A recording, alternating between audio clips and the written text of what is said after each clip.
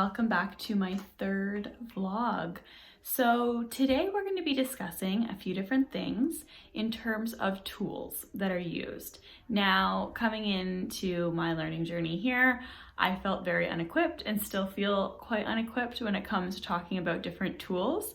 So today I am going to be taking a look at what I have here in front of me and trying to kind of piece together what everything does as I move forward and actually begin to use them. Like I was talking about last time, when I think it's important to know the parts of the bike before you use them. Same thing I feel about the tools. What are they before I actually get into it? So here we go. Okay, so one of the most important things when it comes to any kind of bike maintenance, from my understanding, is a good old set of Allen keys.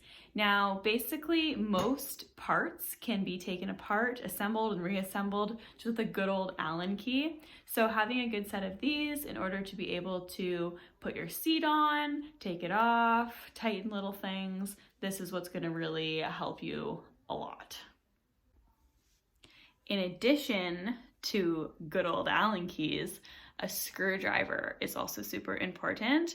So this is going to be important for tightening or loosening your limiter screws, which are these little dinky screws on your derailleurs, which basically tell the chain how far it can go from one side to the other side, and helps basically so your chain doesn't fall off. So this is also really important in order to be able to loosen and tighten those little screws. And for reference sake, that is what the little derailleur limiter screws look like on the front and on the back. So that's where your screwdriver is going to come in handy. Okay, next we have a torque wrench. And when I was thinking about the torque wrench, the best way to be able to think about it is when you torque your tires or something on a car. And that's what made sense in my head. So my understanding with this though on a bike is a lot of parts, especially on a bike like this, are made from carbon. And so if you tighten something too hard, you can crack or break the carbon, which obviously no bueno, you don't want to do. So just like a car, when you check the manual and it tells you what the torque is on your tires, it's the same thing with a bike.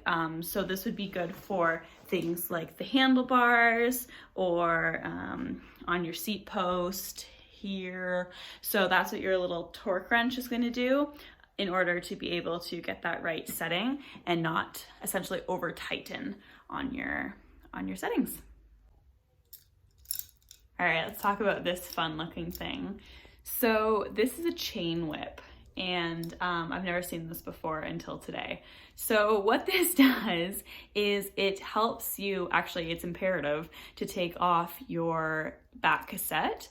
So if you recall, the back cassette is right here.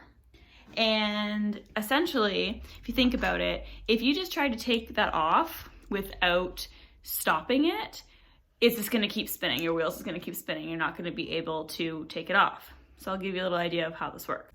So essentially what you're going to do is you're going to wrap this fun guy around your cassette, and it's going to hold it in place. And then once it's wrapped around nicely, you're going to need to have a cassette key, which is something that kind of looks like this, and it goes in there. You twist your chain whip one way, you twist your cassette key that's on a wrench the opposite way, and with that motion of you're going to be able to pull off your cassette and be able to have each one of these little cogs free. So that's kind of the idea of how that works. All right, so here we have a fun little device. This is a chain breaker. And now you're going to use this basically to break apart your chain. When you get a new one, it's going to be too long, so you're going to need to take it apart and make it shorter. So what you're going to do is something like this, is you take your chain, you just pop it in like so, and you just nicely tighten this. And as you get it tighter and tighter, there's a little peg in there, and that little pin will pop right out and it will break your chain apart. And so it's a handy dandy little device to have while doing some bike maintenance. All right, now this fun looking thing is also another tool to help you take off your bottom bracket. Now, as we discussed last time, your bottom bracket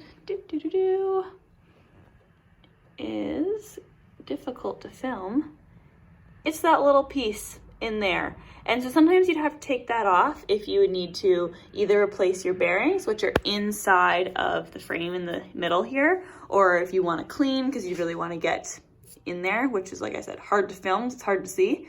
But sometimes it's important to take off that bottom bracket, and it's nice to have the tools to be able to do that as well. All right, so that sort of concludes my little tool journey here. Now, when it comes to bike maintenance and using the tools and figuring out how everything works, it's probably the part that stresses me out the most because I have the least experience in doing it. So when it comes to these things, I kind of sit here and look at it and go, but moving forward, this is sort of what I want to tackle, what I want to figure out. And so kind of having this basic knowledge and having a slight understanding, I think will help me as I move forward, because next week I'm really hoping to start tinkering around a little bit. So, all right, thanks for tuning in. See you next time.